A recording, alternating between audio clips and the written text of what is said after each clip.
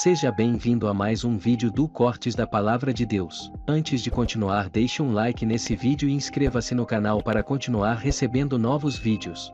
Lá no Evangelho de João, no capítulo 16, no versículo 20, ele diz: vocês ficarão tristes, mas a tristeza de vocês se transformará em alegria. Há um Deus que transforma a tristeza em alegria. Você pode dizer amém? Agora, quando eu olho para as Escrituras, para mim é inegável o poder consolador do Evangelho. Quando Jesus, Lucas 4, nos relata isso, chega na sua cidade, Nazaré, ele vai à sinagoga, ele abre o livro do profeta Isaías e ele lê no rolo, da lei do Senhor a seguinte porção. Está registrado em Isaías 61, eu vou meio que resumir os versículos 1 a 3. Ele diz: o Espírito do Senhor Deus está sobre mim, porque o Senhor me ungiu para pregar boas novas aos pobres, enviou-me a curar os quebrantados de coração, a consolar todos os que choram, a pôr sobre os que choram em Sião uma coroa em vez de cinzas, óleo de alegria em vez de pranto, manto de louvor em vez de espírito angustiado. Jesus, depois de ler essa porção do livro de Isaías, ele diz: hoje se cumpre essa palavra. Ele reivindica sobre si o cumprimento dessa profecia. Não muito depois disso, no Sermão do Monte, ele afirma em Mateus 5,4: bem-aventurados os que choram, porque serão consolados. Quando nós lemos aqui só a ideia de serão consolados, pode parecer só que parou de chorar. Mas o registro de Lucas, capítulo 6, verso 21, da mesma afirmação de Jesus, dá uma perspectiva mais abrangente. Ele diz: bem-aventurados são vocês que agora choram, porque vocês hão de rir. Ou seja, a ideia de consolo não abrange só a interrupção do choro, mas a inclusão da alegria e do riso. Então, olhando para as Escrituras, nós percebemos não apenas que é possível, mas que é desejo revelado de Deus, é possível esperar alegria depois do choro. O Salmo 126 diz nos versos 5 e 6: os que com lágrimas semeiam, com júbilo ceifarão. Quem sai andando e chorando enquanto semeia, voltará com júbilo, trazendo os seus feixes. Eu não quero me estender demais, No livro que escrevi sobre o assunto, gastei um capítulo só mostrando como a dor, a tristeza, o sofrimento e as lágrimas entram no mundo como uma consequência do pecado. Mas depois termino o livro com um capítulo de perspectiva escatológica, onde nós trabalhamos as promessas do grande desfecho da redenção, onde Deus diz que enxugará dos olhos toda a lágrima. Chegará o dia onde não haverá mais dor, tristeza e nem choro. Chegará o dia onde nós não teremos mais as lágrimas. Mas a verdade é que até que esse dia chegue, nós vamos ter que lidar com a questão do choro. O Novo Testamento nos instrui a chorar com os que choram, mas também a nos alegrar com aqueles que se alegram. Isso não apenas significa que é um grupo chorando e outros se alegrando, mas que a vida é cíclica. E se eu e você, por um lado, podemos enfrentar momentos de choro, também podemos esperar momentos de alegria. Não apenas porque as circunstâncias se alternam, mas porque Deus muda tristeza em alegria. Então o choro até pode ser parte da vida do crente, mas não deveria ser ato contínuo. Quem está entendendo, diga amém. Agora, eu não quero só afirmar que Deus transforma a tristeza em alegria. O título da mensagem é Como Deus transforma a tristeza em alegria. Por quê? Porque há algumas coisas que nós precisamos levar em conta nessa equação. E aí eu vou mexer no dilema que eu abri no ano passado, quando estava aqui visitando o pastor Eibe. Eu acordo uma manhã do mês de julho de 2020, com um versículo que vem forte no meu espírito. Eu não sei como Deus costuma falar com cada um, mas toda vez que eu acordo, e um versículo, ele agarra no meu espírito, parece martelar o dia inteiro. Eu sei que Deus está me chamando a atenção para meditar a respeito daquilo. Eu acordei com 2 Reis, capítulo 20, versículo 5, dentro de mim. Quando o profeta Isaías, depois de ter dado um decreto de morte sobre Ezequias, não era apenas um diagnóstico médico, era uma palavra do Senhor dizendo: você vai morrer, você não vai viver. Ele depois, Ezequias vira para a parede, ele chora, ele ora, clama a Deus, e Isaías nem tinha ido muito longe, o Senhor manda ele de volta. Isaías volta e traz uma mensagem da parte de Deus para o rei Ezequias. E ele diz: eu vi as tuas lágrimas e ouvi as tuas orações. Aquela frase, vi as tuas lágrimas, ardeu dentro de mim o dia inteiro. Eu ficava pensando, há um Deus que enxerga a nossa dor e não faz isso de forma indiferente. Ele vê as nossas lágrimas. Gente, pensa num negócio que mexeu comigo e com a minha fé. Mas no dia seguinte eu acordei com outro versículo, que parecia uma aparente contradição. O versículo do dia seguinte era Malaquias 2,13. Quando Deus disse: vocês cobrem o meu altar com choros, com lágrimas, com gemidos, e eu não vos ouço.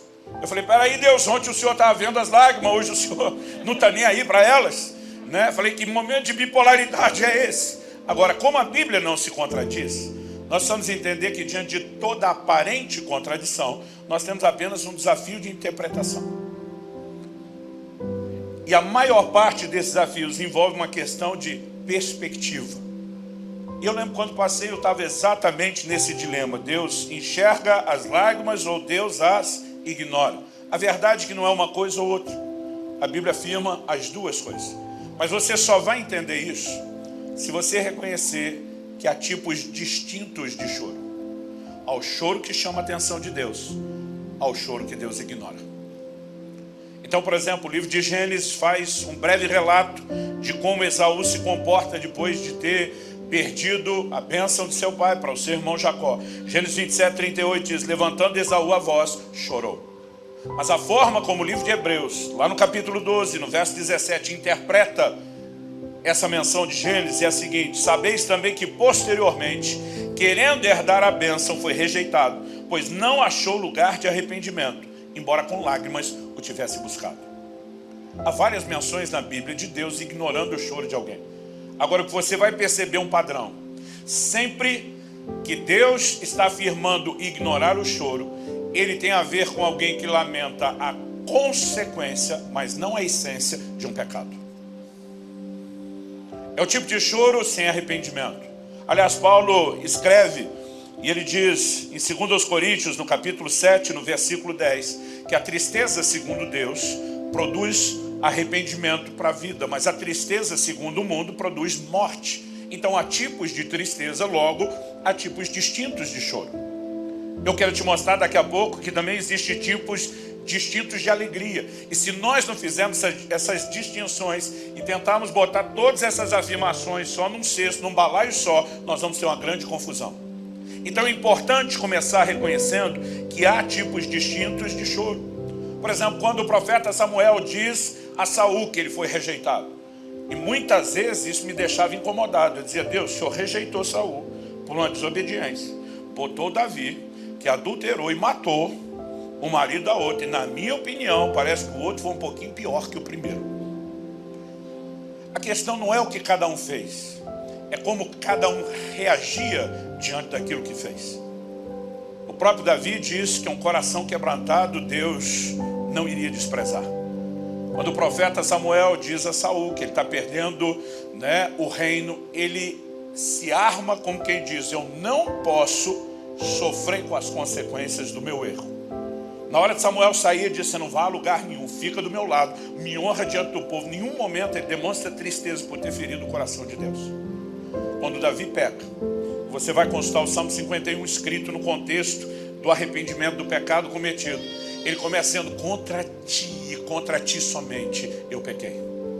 Quando você olha para Davi fugindo da conspiração de Absalão, parece que ele dá o reino como perdido e não faz questão de lutar por isso a princípio.